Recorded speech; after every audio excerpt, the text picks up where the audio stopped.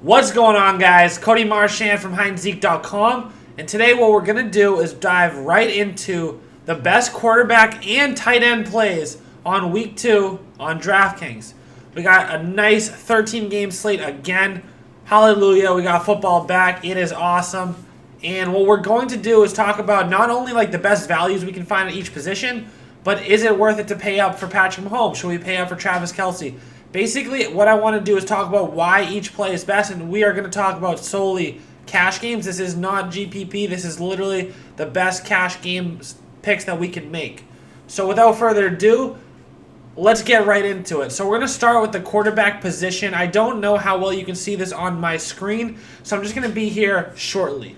This is just my spreadsheet where I go over each player, their opponent, how much they cost this week, the team total for Vegas, and how much I'm considering them. Anybody purple or blue, I'm considering very highly, aka I have a quarterback pool of, 6 players right now, I believe, starting with Patrick Mahomes, Josh Allen, Tom Brady, Dak Prescott, Lamar Jackson, Deshaun Watson. One thing that you can see that they all have in common is this purple opponent. Basically, I think that Oakland, the New York Giants, the Miami Dolphins, and the Arizona Cardinals are all fantastic matchups. Yes, Deshaun Watson, Dak Prescott don't get a purple, but blue and green are the next best two matchups for me, and I think that they're also in play in cash games. I think that Lamar Jackson is just on a roll. Gets a very weak defense at home, no Patrick Peterson. Let's see if they can continue doing what they're doing. I understand it's a bit pricey to pay $6,700 for Lamar Jackson. I get it. It's tough. Let's dive over to DraftKings and talk about these guys specifically. Patrick Mahomes at $7,500 is where I want to be at this week. I don't know if I can get there. It is just preferred. He's going to Oakland. Yes, he has a sore ankle coming out of that last game against the Jacksonville Jaguars with the sprain. We're definitely not seeing Tyreek Hill in this game. So Patrick Mahomes might be a bit limited, but he threw almost 400 yards and 3 touchdowns against the Jaguars, one of the better defenses in the league. He missed a wide-open touchdown to Travis Kelce when he tried to do a no-look pass. This kid has it all. He still looks like the MVP quarterback that he was last season. Sammy Watkins looks like a beast. Mecole Hardman's ready to step up. Still got Travis Kelce. Still got a dangerous Damian Williams out of the backfield.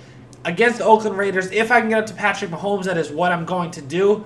But most likely, I'm going to drop all the way down to a quarterback I'm not a huge fan of for fantasy football, but this is a weekly game and things change. Josh Allen gets the New York Giants, the bad New York Giants. They just gave up 400 passing yards to Dak Prescott. Yes, Dak Prescott is a better passer than Josh Allen, but Josh Allen can hold his own when it comes to comparing the two of them. He has the upside of rushing. He ran the ball 10 times last week against the New York Jets. I expect that to be in full effect again. It's a game that we can really see 3 total touchdowns out of this Buffalo Bills offense. And I think that Josh Allen has a lot to do with that. One player I like in particular, even though this is a quarterback and tight end video, is John Brown. I think he is the perfect complement to Josh Allen up in Buffalo. I think he's going to be the instrument that helps Josh Allen really come out of his shell and become a better quarterback this season.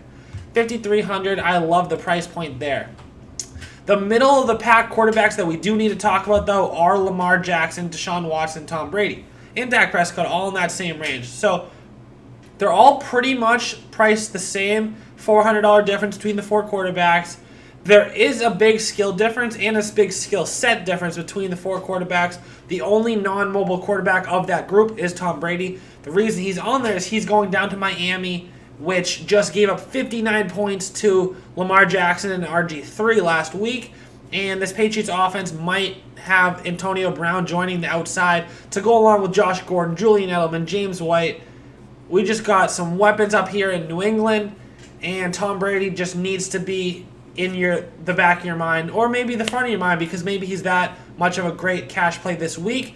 I'm probably not going to get there, but 28.6 points against the Steelers this week, that is a great game. Lamar, 36.6 points, 5 touchdowns, 17 to 20 passing, perfect passer rating. Maybe he's not just a running back, guys. Maybe he has the arm we thought he did. Hollywood Brown was balling, even though he only played 12 snaps, 2 touchdowns. He had Miles Boykin, the rookie. Mark Andrews got involved. This is going to be a good offense, guys, and the Arizona Cardinals are bad. Matt Stafford just threw almost 400 yards against this team, albeit they did go to overtime. But these are probably going to be the two fastest-paced teams in the league this season, in the Arizona Cardinals and the Baltimore Ravens, a.k.a. I think this game, both offenses will run close to 75, 80 plays, and more opportunity means a lot more chances at fantasy success. Lamar Jackson, 6,700, is probably my third highest quarterback in. Yeah, I'm going to move him. I think I'd rather have Lamar Jackson this week than Tom Brady or Dak Prescott. And last guy I want to talk about is Dak at 6,300. Just balled. 405 yards, 4 touchdowns, 36.4 fantasy points. The matchup doesn't get a lot. It's definitely not as good as it was last week, but Washington can be thrown on, as you saw last week with Carson Wentz and Deshaun Jackson getting behind them many times. And I think Dak has that skill set. He has that receiver core with Amari Cooper, with Michael Gallup, and I think that this might be a week where I probably wouldn't get to Dak because, Lamar is only a little bit more expensive, so is Tom and Deshaun Watson. If I'm going to pay up, I'm probably paying for Patrick Mahomes, but I understand Lamar Jackson completely. But I'm going to basically, for my lineups right now, as of Tuesday, I'm looking more towards Patrick Mahomes at the high end or Josh Allen a little bit cheaper. Let's head over to the tight end position. Guys, this is a week where I'm not going to be up here. I'm not paying up.